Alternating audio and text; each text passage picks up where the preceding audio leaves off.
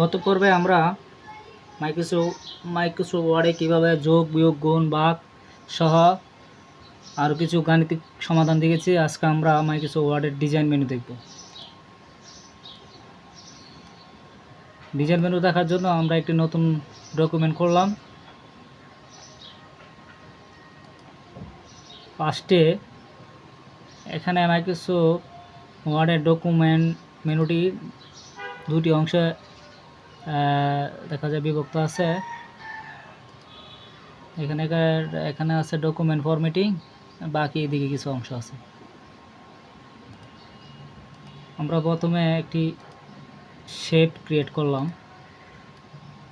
কাজের সুবিধার জন্য, আর একটা শেপ নিয়ে নিলাম।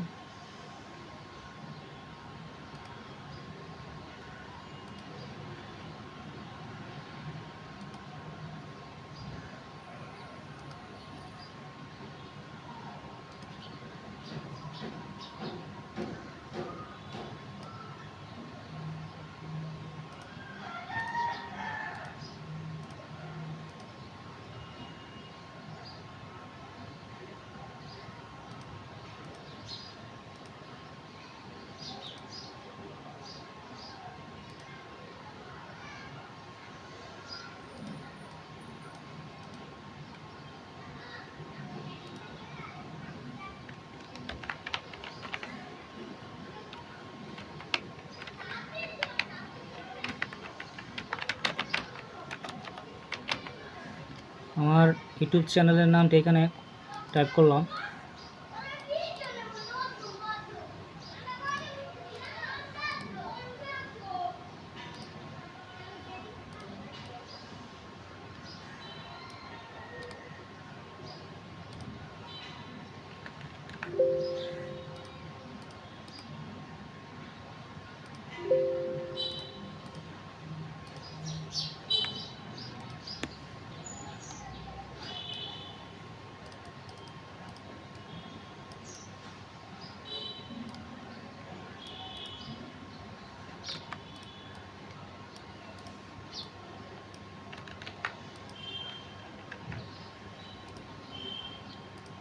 এখানে আমরা শেপের ভিতরে আমাদের ইউটিউব চ্যানেলের নামটি টাইপ করলাম।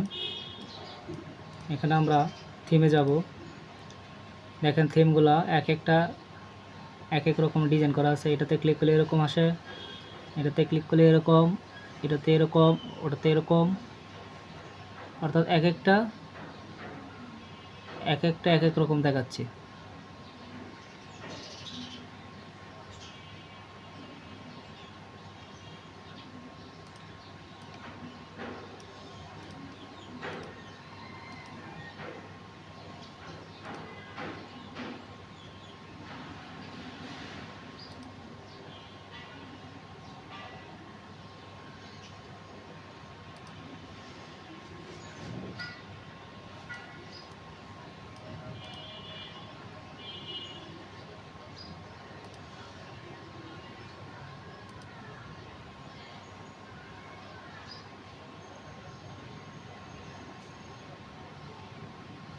যেটা যেভাবে আছে সেম।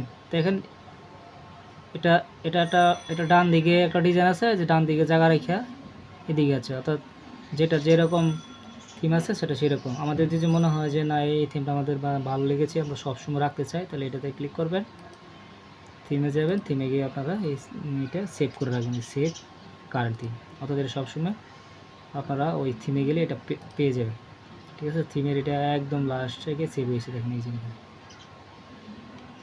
এই যে ডিজাইনটা এখানে সেভ হয়েছে। এটা আমাদের দরকার হলে আমরা এখান থেকে এই থিমটা নিয়ে কাজ করতে পারবো।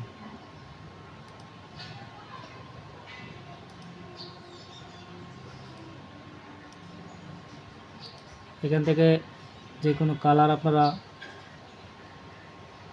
সিলেক্ট করতে পারেন।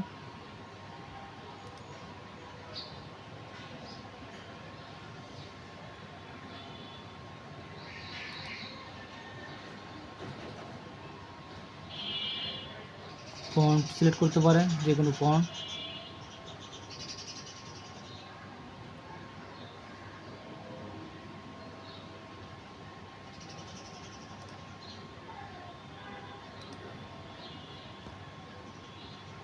এখান থেকে যে কোনো ইফেক্ট সিলেক্ট করতে পারেন।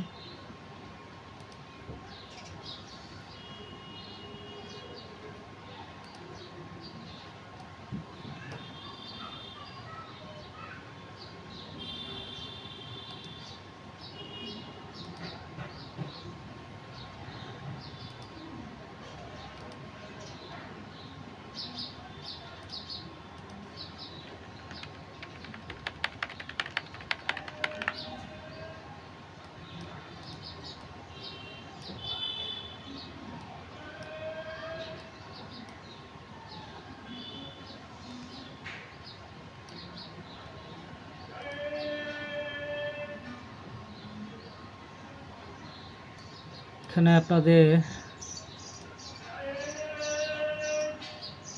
প্যারাগ্রাফ স্পেসিং আছে, এটা আগেও মনে হয় একবার আপনারা দেখেছেন।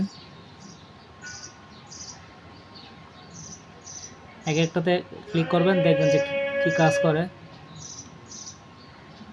ডাবল, এটা হচ্ছে রিয়েলাইজড, এটা ওপেন, এটা টাইট, এটা কম্প্যাক্ট, এটা নো প্যারাগ্রাফ স্পেসিং। এখানে আপনারা ক্লিক করে দেখবেন। তারপর কাস্টম স্পেসিং আছে, ওটা সেম প্যারাগ্রাফের মতন আমরা যে প্যারাগ্রাফ আগে একবার দেখিয়েছিলাম, এখানেও দেখা যায় এটা আবার পুনরাবৃত্তি করেছে। যে এখানে মাল্টিপল আছে, এখানে আমরা ইচ্ছা মতো সিঙ্গেল দেবেন, 1.5 দিতে পারবেন, ঠিক আছে। ফন্ট সাইজ চেঞ্জ করতে পারেন।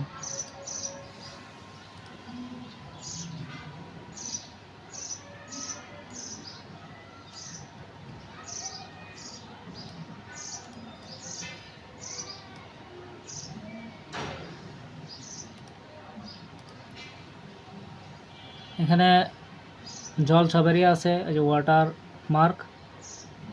আমরা ওয়াটার মার্কের কাজটি দেখি। কাস্টম ওয়াটার মার্ক, আমরা একটি পিকচার দিব জল ছবি হিসেবে। শুনুন, আমার কম্পিউটারে চলে গেলাম।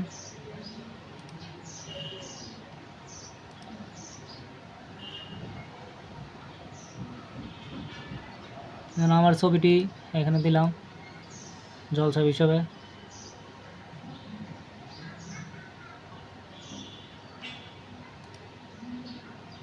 দেখেন আমার ছবিটি এখানে জল ছবি হিসেবে এখানে চলে এসেছে।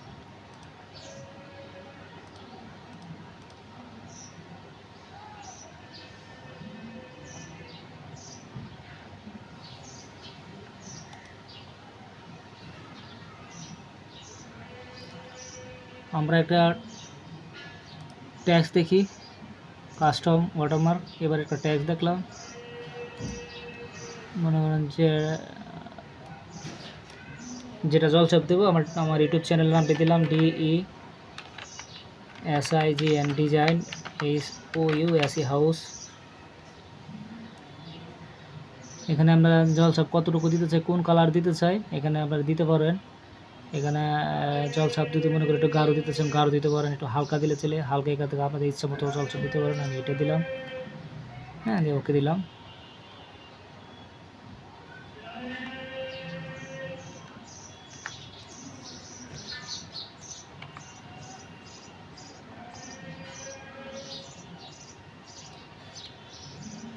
আর এটা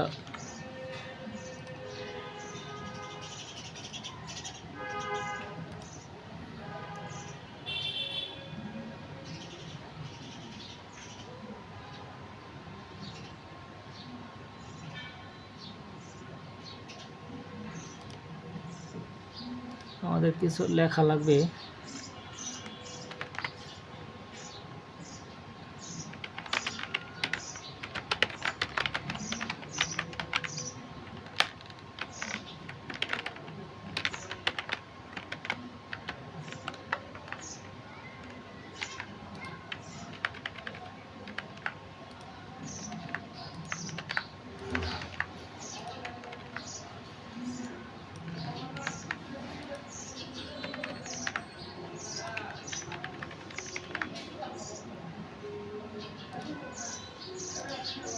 এখন যাই ওয়াটারমার্কে, কাস্টম ওয়াটারমার্ক,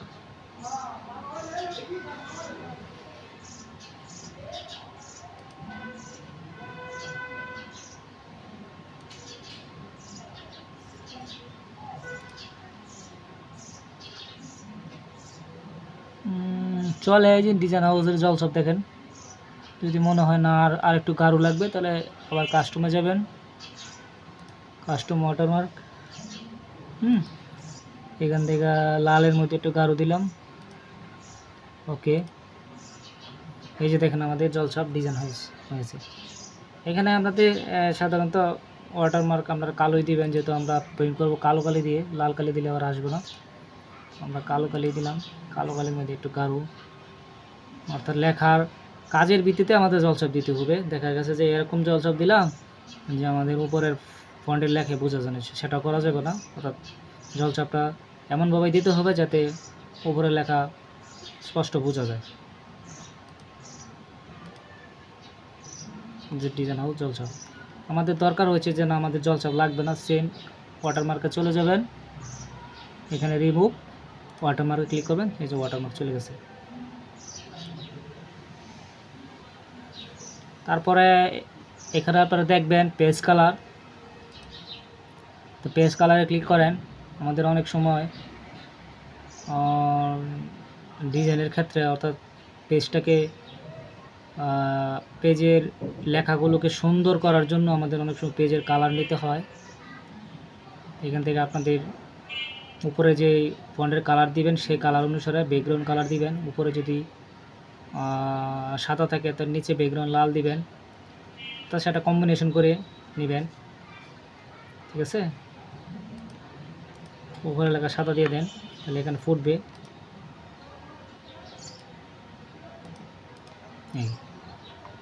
সেটা হচ্ছে আমাদের ব্যাকগ্রাউন্ড কালার কীভাবে দেবেন।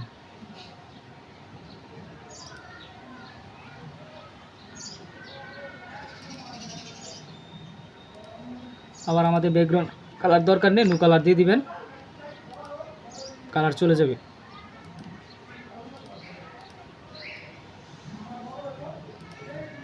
তারপর আপনাদের এখানে আছে পেজ বর্ডার। পেজ বর্ডারের কাজ অনেক বিশাল লম্বা। প্রথমে এখানে আমরা বক্সে ক্লিক করব। বক্সে ক্লিক করার পর আমাদের সিলেক্ট করতে হবে আমরা কোন ধরনের বর্ডার নিব। আমরা এখানে এটাই সিলেক্ট করলাম, এখানে ওকেতে ক্লিক করলাম। দেখেন চতুর্দিকে একটা বর্ডার হয়ে গেছে। আমার বর্ডার দেখলাম না, আমাদের মনে হইলেও যে না আমাদের বর্ডারের সাইজ আরও হাইলাইট হতে হবে, আরও মোটা হতে হবে। তাহলে এখান থেকে আপনারা আরও মোটা করে দেবেন হাইলাইট। যদি মনে করেন যে না আমাদের চিকন দরকার, তাহলে এখানে সাইজ আর কমিয়ে দিতে পারবেন। আমাদের এখানে একটু মোটার দরকার, মোটা দিন।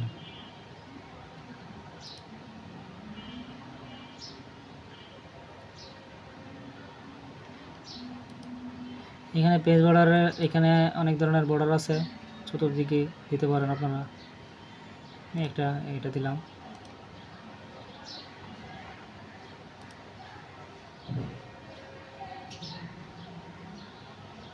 এখানে আপনারা সবগুলো দেখবেন একটা একটা করে। হ্যাঁ, এখানে কি আছে, এখানে বক্স আছে, শেডো আছে, শেড আছে।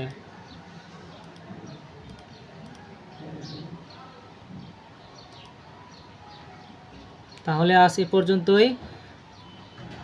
এখানে আপনারা কি শিখতে পারলেন আর কি শিখতে পারলেন না আমাকে কমেন্ট করে জানিয়েবেন।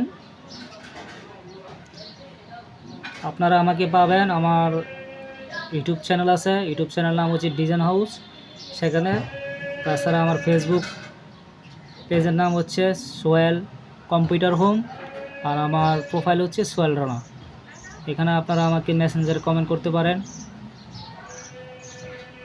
আমি চেষ্টা করব আমার কাজের ফাঁকে আপনারা যে জিনিসগুলো বুঝেন নাই সেগুলো বোঝানোর জন্য।